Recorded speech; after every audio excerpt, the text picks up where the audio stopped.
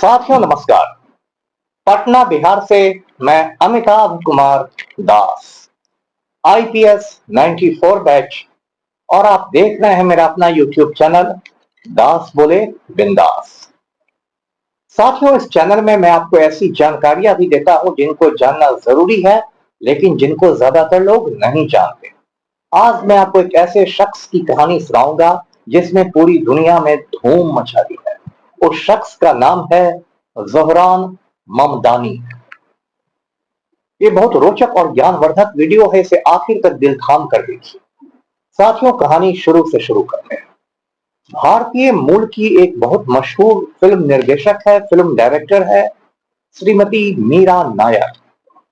मीरा नायर ने एक से एक यादगार और शानदार फिल्में बनाई हैं, जैसे कि the namesake, Mississippi masala, monsoon wedding और सलाम बॉम्बे। इसमें सलाम बॉम्बे को तो ऑस्कर अवार्ड के लिए भी मनोनीत किया गया था, नॉमिनेट किया गया था। हालांकि उसे ऑस्कर अवार्ड नहीं मिला, लेकिन ऑस्कर के लिए नामित होना ही एक बड़ी बात होती है। ऑस्कर अवार्ड आप जानते हैं फिल्मी दुनिया का सबसे बड़ा सम्मान माना जाता है। तो इसी मीरा नायर के शौहर का नाम है महमूद ममदानी। ये जो महमूद ममदानी है, ये हिंदुस्तानी मूल के हैं, गुजराती हैं और युगांडा के एक कॉलेज में पढ़ाया करते थे। युगांडा जो है वो पूर्वी अफ्रीका का एक देश है और वहां बहुत सारे हिंदुस्तानी बसे हुए हैं, खासकर गुजराती और सिंधी लोग। तो मीरा नायर की मुलाकात युगांडा में ही महमूद ममदानी से हुई। दोनों करीब आए और दोनों ने फिर शादी कर ली। जिस शख्स की मैं बात कर रहा हूं ममदानी की, वो उन्हीं के मीरा नायर और महमूद ममदानी के बेटे हैं ज़ोहरान ममदानी। ज़ोहरान का मतलब होता है चमक, शाइनिंग करती हुई चीज को ज़ोहरान कहते हैं। ये जो ज़ोहरान ममदानी है, इनकी पैदाइश सन 1991 में हुई थी, 91 में हुई थी, युगांडा की राजधानी कंपाला में। और जब ये काफी छोटे ही थे तो अपने मम्मी पापा के साथ ये दक्षिण अफ्रीका चले गए और साउथ अफ्रीका के एक बहुत बड़ा शहर है केप टाउन में ये रहने लगे। इनकी जो शुरुआती शिक्षा थी, जो इब्तदाई तालीम जिसको कहते हैं, वो केप टाउन में ही मिली। जब ये ज़ोहरान सिर्फ 7 बरस के थे तो इनकी पूरी फैमिली, मम्मी पापा और ये अमेरिका आ गए और न्यूयॉर्क में रहने लगे। अब ये जो ज़ोहरान ममदानी है, ये बहुत ही प्रतिभाशाली, बहुत ही टैलेंटेड लड़के थे। बचपन से ही इन्होंने बहुत अच्छे स्कूलों और कॉलेजों में तालीम हासिल की और इनको म्यूजिक का भी बहुत शौक है, मौसीकी का शौक है। और कुल मिलाकर ये बहुत ही, आप कह सकते हैं, एक बहुमुखी प्रतिभा जिसको कहते हैं, बहुमुखी प्रतिभा के धनी है। आगे चल के इनकी दिलचस्पी सियासत में हो गई और राजनीति में इन्होंने डेमोक्रेटिक पार्टी को ज्वाइन कर लिया। अमेरिका में मेनली 2 ही पार्टियां हैं, डेमोक्रेटिक पार्टी और रिपब्लिकन पार्टी। जो डेमोक्रेटिक पार्टी है उसकी नीतियां ज्यादा उदार होती है, प्रवासियों के लिए ज्यादा सॉफ्ट होती है, गरीबों के प्रति ज्यादा सॉफ्ट होती है। और रिपब्लिकन पार्टी को माना जाता है कि वो पूंजीपतियों के ज्यादा करीब होती है, प्रवासियों की विरोधी होती है। तो मूलतः आप कह सकते हैं कि रिपब्लिकन पार्टी का झुकाव थोड़ा दक्षिण पंथ की ओर रहता है और डेमोक्रेटिक पार्टी का झुकाव थोड़ा सा वामपंथ की ओर रहता है। तो ये जो ज़ोहरान ममदानी है, इन्होंने खुद को डेमोक्रेटिक सोशलिस्ट कहना शुरू किया और इनके जो विचार हैं वे अमेरिका के संदर्भ में देखे जाएं या पूरी दुनिया के संदर्भ में भी तो बहुत क्रांतिकारी हैं, बहुत इनकलाबी ख्यालात इनके हैं। जैसे जो फिलिस्तीन का मसला है, उस पर ये इजराइल के घोर विरोधी हैं। आप जानते हैं फिलिस्तीन, जिसे इंग्लिश में पैलेस्टाइन कहते हैं, इजराइल उसको पूरी तरह नष्ट नाबूद करना चाहता है। जबकि इजराइल को जब वजूद में आया था 1948 में, तो फिलिस्तीनियों की ही जमीन पर वो वजूद में आया और उसमें लाखों फिलिस्तीनियों को बेदखल किया गया अपने घर बार से, जिसको अरबी भाषा में नकबा कहते हैं। लेकिन फिलिस्तीनियों ने बहुत बहादुरी से जंग आजादी लड़ी और स्वाधीनता संग्राम के बाद कुछ साल पहले फिलिस्तीन को भी एक अलग देश के रूप में दुनिया ने मान्यता दी। फिलिस्तीन की राजधानी का नाम रामल्ला है और फिलिस्तीन के सबसे बड़े नेता थे यासर अराफात, जो अब दिवंगत हो गए हैं, मरहूम है। तो अभी जो इजराइल का प्राइम मिनिस्टर है, वजीर आजम है बेंजामिन नेतन्याहू, ये एक नंबर का आप कह सकते हैं गुंडा है, शांति का विरोधी है और इसने फिलिस्तीन में खासकर गाजा शहर पर बहुत बुरी तरह से बमबारी की, जिसमें हजारों बेगुनाह लोग, बेकसूर लोग मारे गए। लेकिन इजराइल जो है वो यहूदियों का देश है, जू लोगों का देश है और अमेरिका में यहूदियों की लॉबी बहुत मजबूत है, इसलिए अमेरिका हमेशा मजबूती के साथ इजराइल के साथ खड़ा रहता है। और इजराइल जो इतना कूदता फांदता है वो अमेरिका के दम पर ही कूदता फांदता है। लेकिन ये जो है ज़ोहरान ममदानी, ये खुल के बेंजामिन नेतन्याहू के खिलाफ बोलते हैं, इजराइल के प्रधानमंत्री के खिलाफ। ये बोलना बहुत हिम्मत वाली बात है क्योंकि जिधर वो रहते हैं न्यूयॉर्क में, वहां तो यहूदी लॉबी और ज्यादा मजबूत है। और ज़ोहरान ममदानी ने तो यहां तक कह दिया है कि यदि वे न्यूयॉर्क शहर के मेयर बने और नेतन्याहू न्यूयॉर्क आया तो नेतन्याहू को जेल में बंद कर देंगे और उस पर युद्ध अपराधों का मुकदमा चला जाएगा, वॉर क्राइम्स का।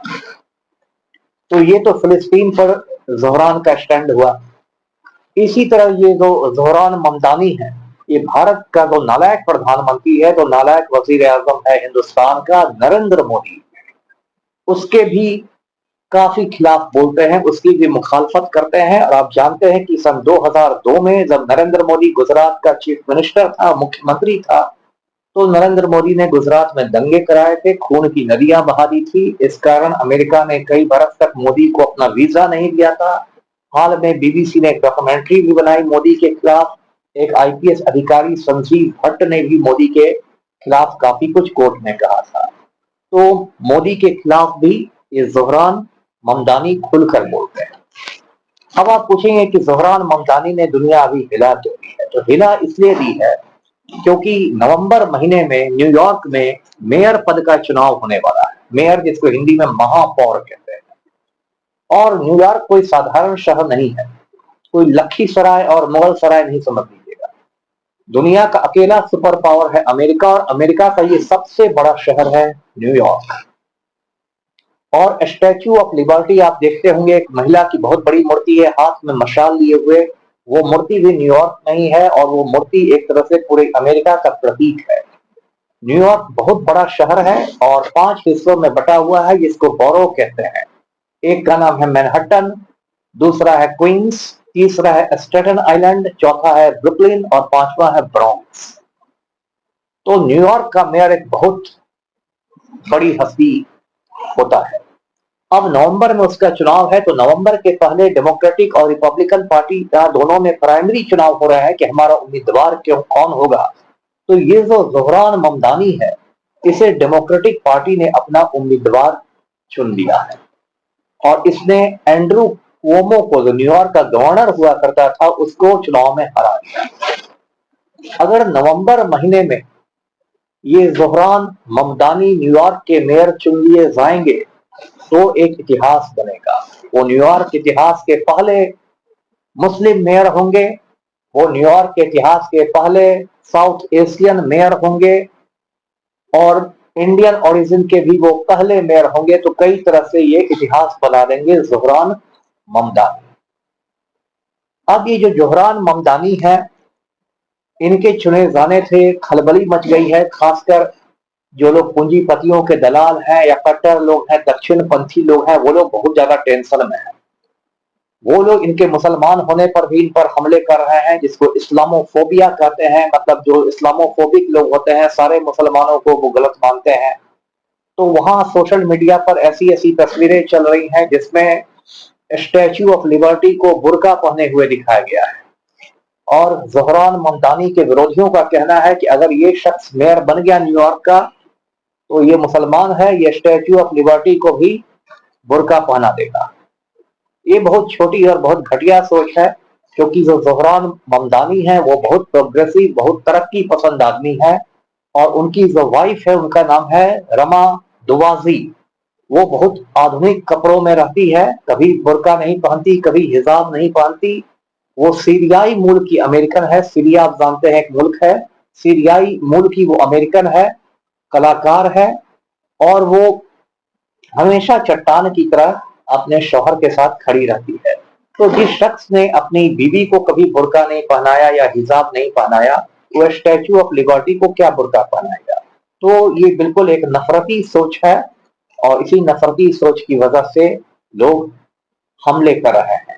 एक तो व्यक्ति ने, एक महिला ने यहां तक कह दिया कि यदि ये बन जाएगा ज़ोहरान ममदानी न्यूयॉर्क का मेयर, तो वहां 9/11 जैसा दूसरा आतंकी हमला हो जाएगा। आपको मालूम है कि 11 सितंबर 2001 को न्यूयॉर्क में वर्ल्ड ट्रेड जो सेंटर था, ट्विन टावर्स, उस पर आतंकी हमला कराया था ओसामा बिन लादेन ने। तो इस तरह से ममदानी को रोकने की बहुत कोशिशें की जा रही है। अब देखिए, ममदानी ने न्यूयॉर्क के बारे में बहुत अच्छी अच्छी बातें कही हैं जो उनकी योजना है। उनका कहना है कि वो ग्रोसरी स्टोर्स जो खुलेंगे वो सरकारी होंगे, जिसमें आम आदमी रोजमर्रा का सामान ले सकेगा। जैसे हमारे हिंदुस्तान में राशन की दुकानें वगैरह होती हैं, जन वितरण प्रणाली की दुकानें। या ये भी कहना है ममदानी का कि जो पब्लिक ट्रांसपोर्ट होगा वो आम आदमी के लिए वो फ्री कर देंगे, और ट्रेनों में, बसों में आम आदमी मुफ्त की सैर कर पाएगा। तो इन सब के लिए पैसे कहां से आएंगे? तो पैसे वो बहुत जो अमीर लोग हैं, जो सुपर रिच लोग हैं, उन पर टैक्स बढ़ा के लेगा। इससे जो सुपर रिच है न्यूयॉर्क के बहुत अमीर लोग, उनमें भी खलबली मच गई है। एक वहां का रैपर है, उसको 50 सेंट कहते हैं, उसका नाम है, श्वेत रैपर है, ब्लैक है, बहुत बड़ा गायक है, अरबपति है। वो इतना नाराज हो गया है ममदानी से कि वो कहता है कि मैं ममदानी को हजारों डॉलर का टिकट कटा के न्यूयॉर्क से बाहर भेजने को तैयार हूं। तो इस तरह ये जो है ममदानी साहब, ये बिल्कुल खतरा बन गए हैं प्रक्रियावादियों के लिए। और ममदानी के बारे में दिलचस्प बात बताऊं, ये 4 भाषाएं अच्छी तरह जानते हैं, इंग्लिश, स्पेनिश, उर्दू और बंगाली। और इनकी माँ भी फिल्मी दुनिया से जुड़ी हुई है, जैसा मैंने बताया, मीरा नायर। तो ये अपनी जो प्रचार के लिए वीडियो बनाते हैं उसे बॉलीवुड के बहुत सारे डायलॉग मारते हैं। दीवार फिल्म में जो अमिताभ बच्चन का डायलॉग है, मेरे पास माँ है, उस तरह के डायलॉग पर भी ये बहुत सारी पैरोडी बना के बोलते हैं। और इस वजह से इनका ये अंदाज जो है वहां भारतीय मूल के लोगों में, और जो देशी लोग हैं, मतलब पाकिस्तानी और बांग्लादेशी लोग भी, उसमें ये बहुत पॉपुलर हो रहा है। और ये जो ज़ोहरान ममदानी है, इनका इतनी तेजी से राइज हुआ है कि कुछ लोग इनको अमेरिका के भावी राष्ट्रपति के रूप में देखने लगे, फ्यूचर प्रेसिडेंट के रूप में। उनका कहना है कि ये बंदा सिर्फ 33 बरस में इतना आगे बढ़ गया, ये तो अब ये लंबी रेस का घोड़ा है, अमेरिका का राष्ट्रपति बन सकता है। जैसे बराक हुसैन ओबामा श्वेत होने के बावजूद, ब्लैक होने के बावजूद व्हाइट हाउस में चले गए, और ओबामा को भी इस बात पर हराने की कोशिश की गई कि उनका पिता मुसलमान था, लेकिन ओबामा 2 बार अमेरिका के राष्ट्रपति बने 8 बरस के लिए। उसी तरह ज़ोहरान ममदानी भी अमेरिका के कभी राष्ट्रपति भी बन सकते हैं। खैर, ये तो अभी बहुत आगे की बात है, लेकिन नवंबर महीने में ममदानी का न्यूयॉर्क का मेयर बनना लगभग तय है। अगर ऐसा होता है तो मैं लड्डू खाऊंगा, और आप हमारे घर में तशरीफ लाएंगे तो आपको भी लड्डू खिलाऊंगा। वीडियो को लाइक करें, शेयर करें, चैनल को सब्सक्राइब कीजिए। धन्यवाद। जय हिंद।